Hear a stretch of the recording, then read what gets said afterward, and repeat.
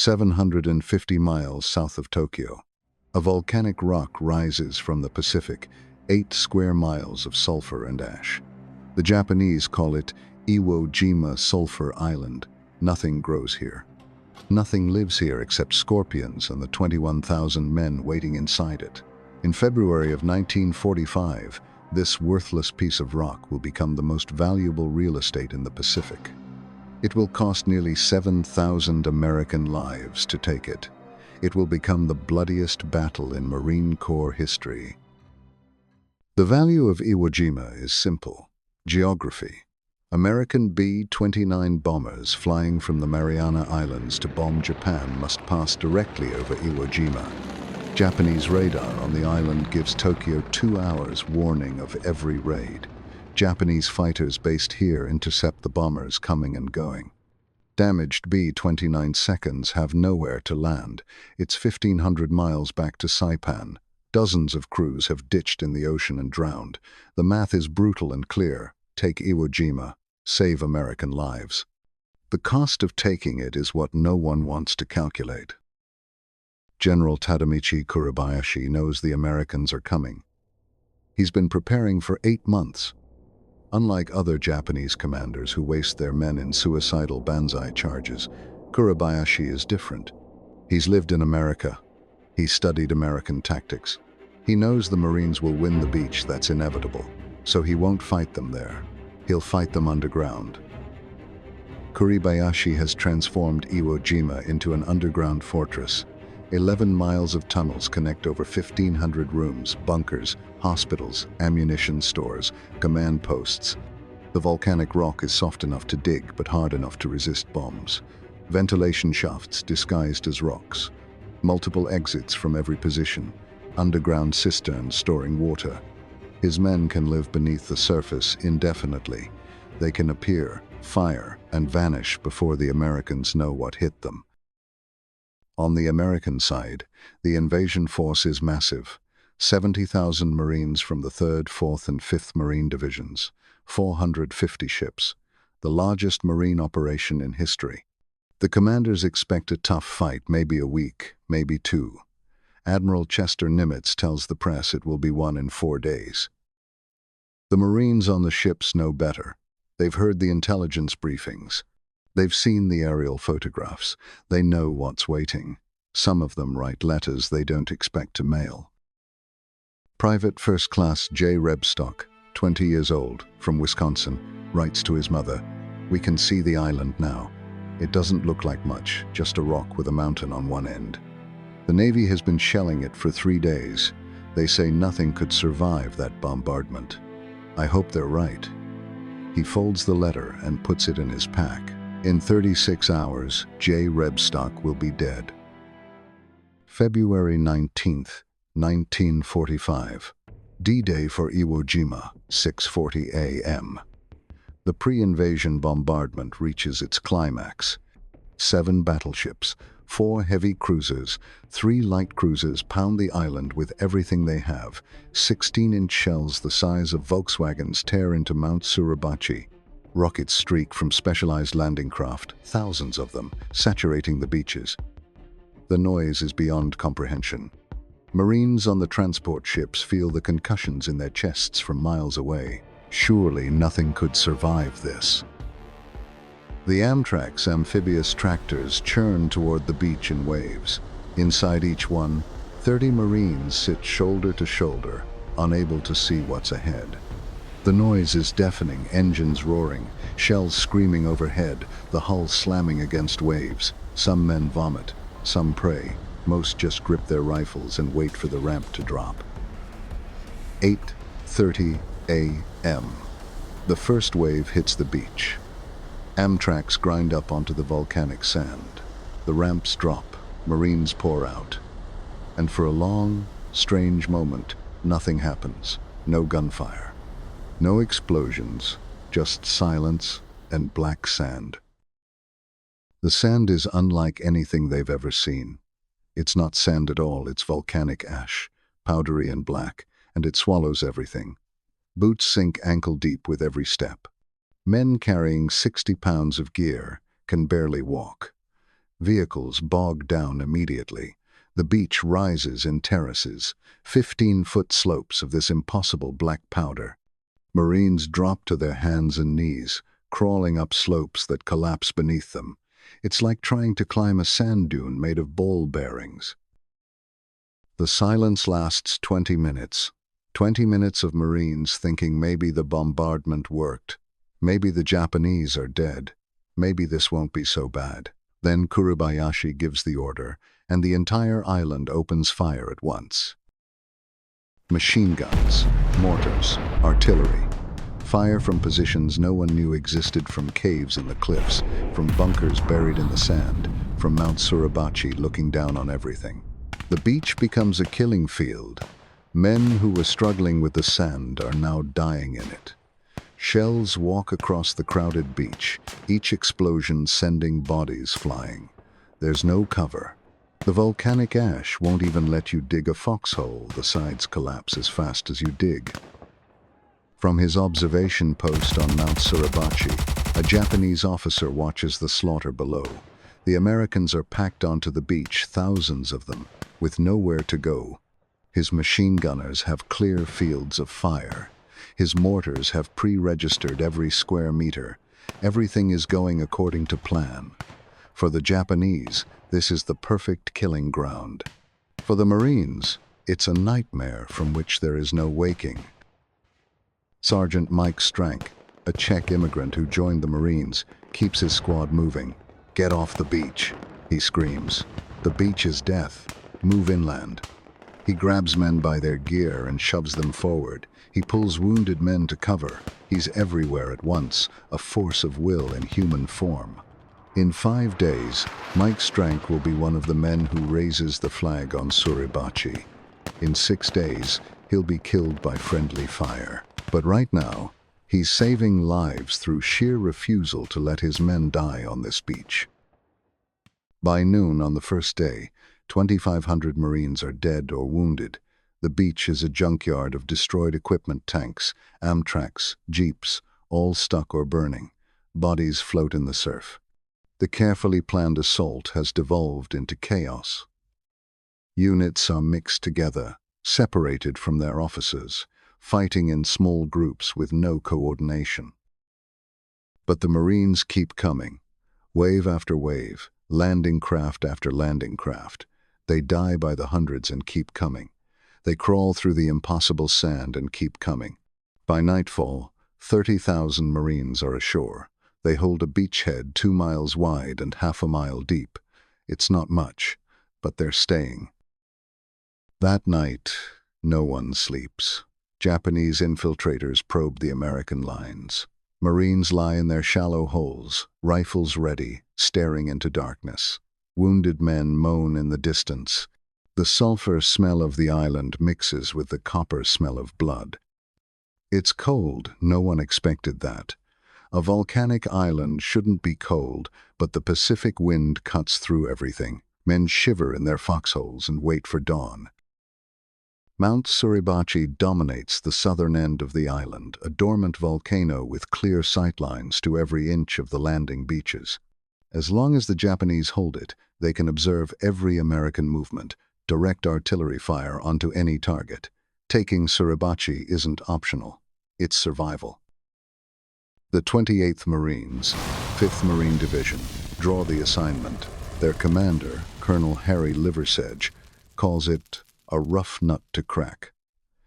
The mountain is honeycomb with caves and tunnels over 1,000 fighting positions. The only approach is across open ground, overlooked from above. It will take 4 days of brutal fighting to reach the summit. The fighting is intimate and horrific. Cave by cave, bunker by bunker. Flamethrowers become the weapon of choice, the only way to clear positions built into solid rock. Marines learn to work in teams, one man with the flamethrower, others covering him with rifles. The Japanese defenders fight to the death. Not one surrenders on Suribachi. They fight until they're killed or sealed inside their tunnels forever. Inside the caves, Japanese soldiers wait in darkness. They hear the Americans above them, around them. They hear the screams of their comrades being burned alive. The heat from the volcanic vents is unbearable. Some caves reach 140 degrees. They're running out of water, out of ammunition, out of hope, but they don't surrender. They write final letters to their families, knowing the letters will never be sent. February 23rd, 1945, Day 5.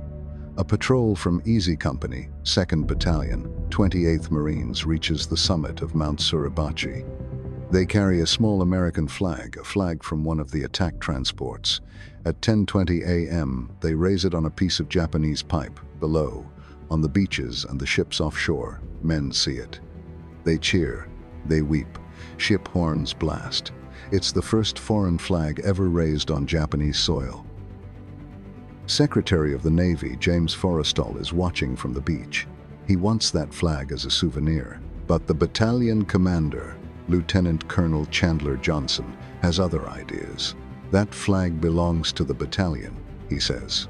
He sends another patrol up with a larger flag, one big enough that every son of a bitch on this island can see it.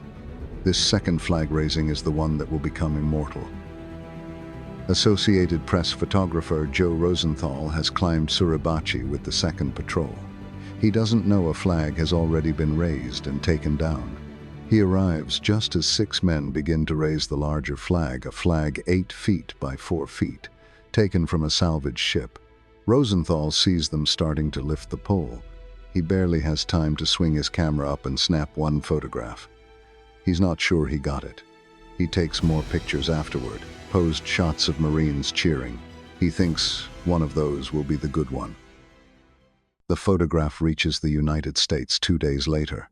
It's on the front page of every newspaper in the country. It becomes the most reproduced image in photographic history. It will be the model for the Marine Corps War Memorial in Washington. 3 of the 6 men in the photograph, Mike Strank, Harlan Block, and Franklin Sousley, will be dead within weeks. They won't live to see themselves become legends. But the flag raising doesn't end the battle. It barely marks the beginning. When Suribachi falls, the Marines control less than a third of the island. The rest, the northern plateau, the airfields, the endless tunnels and bunkers, will take another month of fighting. The most brutal combat is still ahead. North of the airfields, the terrain changes. The volcanic plateau is cut by ravines and ridges, all of them fortified. The Marines call this area the Meat Grinder, a complex of 3 Japanese strongpoints, Hill 382, the amphitheater, and Turkey Knob. Each one is a fortress of interlocking tunnels and gun positions. Taking them will cost more casualties than the entire landing. The fighting becomes a war of attrition. Measured in yards per day, some days the Marines advance 200 yards. Some days they advance nothing. The Japanese appear from hidden positions, fire, and vanish back into their tunnels. You can clear a position 3 times and still take fire from it. The 4th time, the defenders use their tunnel network to reoccupy positions from below. Sherman tanks support the infantry when they can, but the volcanic terrain bogs them down. Hidden guns destroy them, and Japanese soldiers throw themselves under the treads with satchel charges. A tank might survive an hour in the Meat Grinder, or 5 minutes. Private First Class Douglas Jacobson earns the Medal of Honor during the assault on Hill 382. His squad is pinned down by a network of pillboxes. Jacobson grabs a bazooka from a dead Marine, advances alone under fire, and destroys 16 enemy positions in a single engagement. He kills approximately 75 Japanese soldiers. He's 19 years old. When asked about it later, he says he was too scared to think about what he was doing. The heat from the volcanic vents makes the tunnels unbearable. Temperatures inside reach 140 degrees. Japanese soldiers die of heat exhaustion and dehydration in their own defensive positions. Water on Iwo Jima is precious. There are no streams, no wells. The Marines discover that the volcanic rock is so hot in places that they can heat rations by burying them in the ground for a few minutes. Corpsman John Bradley is one of the men in Rosenthal's photograph, one of the flag raisers, but he doesn't talk about the flag, he talks about the wounded. "I was just a corpsman doing his job," he says later. The flag raising took 5 seconds. "I spent the rest of the war trying to save lives. On Iwo Jima, Navy corpsmen suffer casualty rates higher than any Marine unit. They go where the wounded are, and the wounded are always in the worst places." Deep in his command bunker, General Kuribayashi receives reports of the American advance. His defensive lines are holding barely. He sends a message to his commanders. "We have not eaten or drunk for 5 days, but our fighting spirit is still running high." He knows the end is coming. He also knows every day his men hold is another day the Americans bleed. He will not order a banzai charge. He will make them pay for every yard until there is nothing left to give. Private First Class Harold Keller from Ohio is nobody special. He's not a squad leader. He won't earn a medal. He simply endures. Day after day in the meat grinder, he moves when told to move, shoots when told to shoot, and digs a foxhole every night in sand that won't hold its shape. He watches friends die and keeps going. He doesn't know why he survives when others don't. There's no reason. There's never a reason. When he finally rotates off the line after 3 weeks, he weighs 20 pounds less than when he landed. He never talks about Iwo Jima for the rest of his life. There are thousands of Harold Kellers. Their names aren't in the history books. They're the ones Nimitz meant. The battle grinds on. Day 10, Day 15, Day 20. Casualties mount past 10,000, past 15,000. Fresh replacements arrive and die within days. Some Marines have been fighting for 3 weeks straight, no showers, no clean clothes, sleeping in foxholes next to corpses. The human body and mind weren't designed for this. Men begin to break. Combat fatigue cases fill the medical tents alongside the physically wounded. By mid-March, the organized Japanese defense has collapsed, but hundreds of defenders remain alive in isolated pockets, cave complexes that resist all attempts to clear them. Some fight to the death. Some seal themselves inside and starve.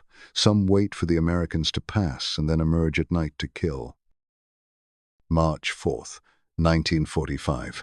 A crippled B-29 bomber called Dynamite, returning from a raid on Tokyo, makes an emergency landing on Iwo Jima's captured airfield.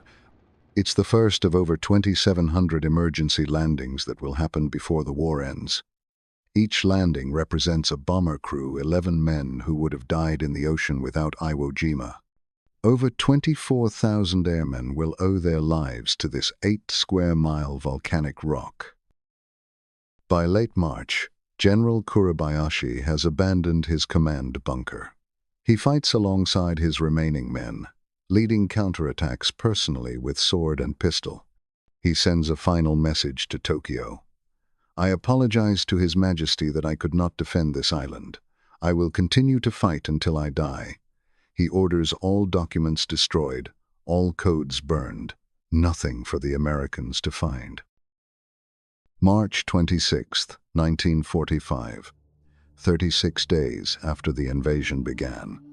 General Kuribayashi leads a final attack, 300 Japanese soldiers emerging from their caves at night, silent, armed with swords and grenades.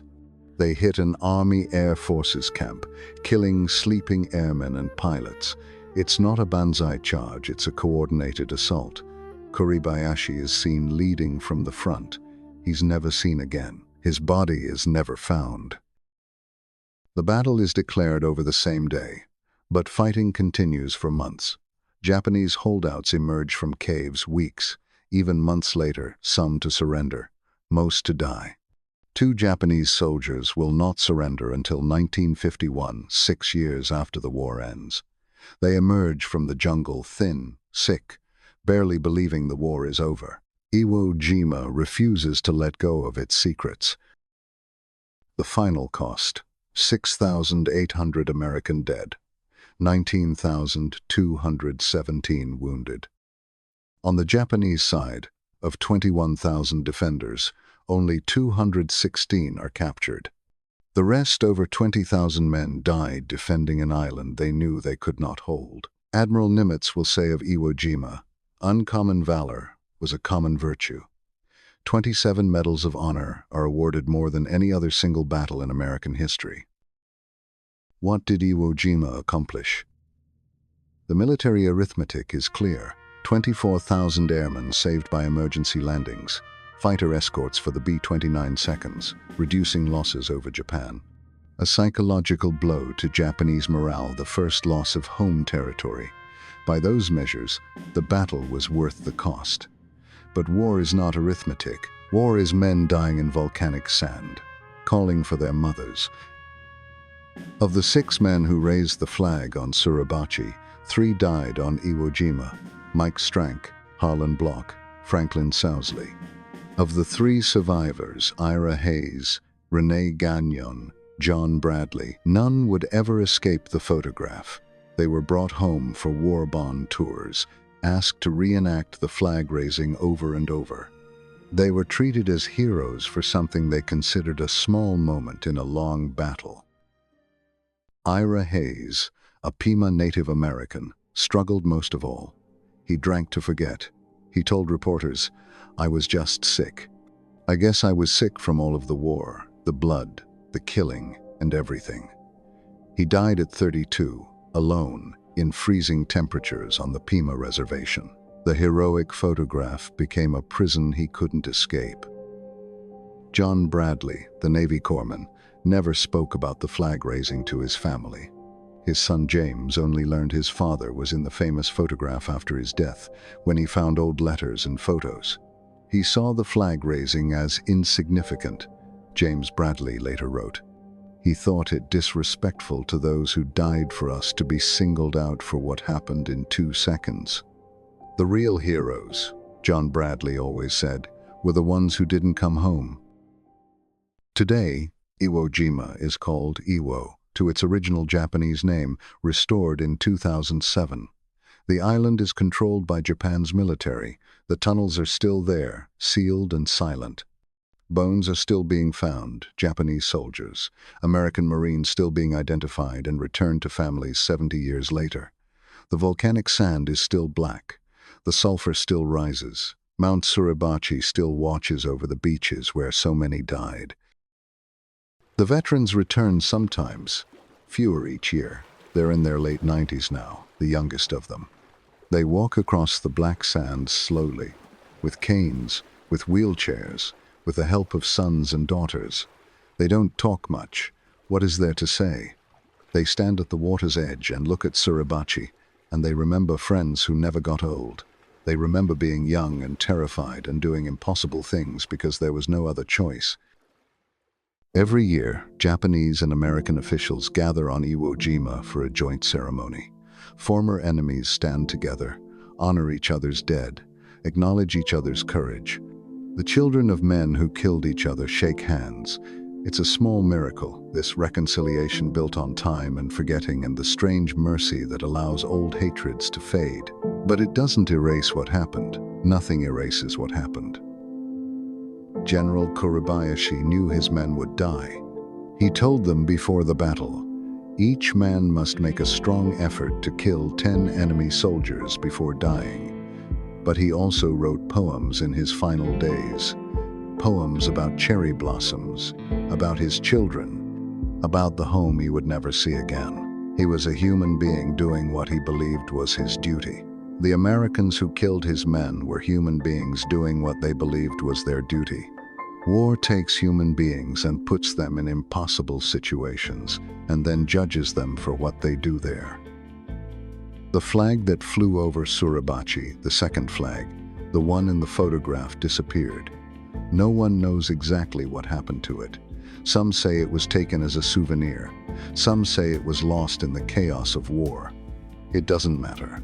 The image remains. The sacrifice remains. The men who raised it, living and dead, remain part of America's memory of itself. Iwo Jima was not the last battle of the Pacific War. It was not even the bloodiest. Okinawa would claim more lives on both sides. But something about Iwo Jima captured the American imagination. The photograph, yes. but also the scale of the sacrifice, the clarity of the mission, the image of young men planting a flag on a hostile mountain, claiming ground that cost them everything to take. Uncommon valor was a common virtue.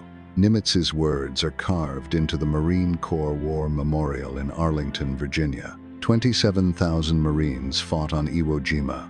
Thousands of them did things that would have earned medals in any other battle, but there were too many acts of heroism to recognize. They were all heroes. That's what Nimitz meant. When courage is required, ordinary people become extraordinary. Private First Class J. Rebstock, the boy from Wisconsin who wrote to his mother the night before the invasion, was killed on the third day of battle. His letter was found in his pack and sent home. His mother kept it for the rest of her life. It ended, "Don't worry about me, Mom. I'll be okay. The Navy says nothing could survive the bombardment. I'll write again when I can. Your loving son, Jay." 36 days. 8 square miles of volcanic rock in the middle of the Pacific. Nearly 7,000 American dead. 20,000 Japanese dead. One photograph that became immortal. One flag on a volcano. Iwo Jima became more than a battle. It became proof that courage is not the absence of fear, but the decision to act despite it.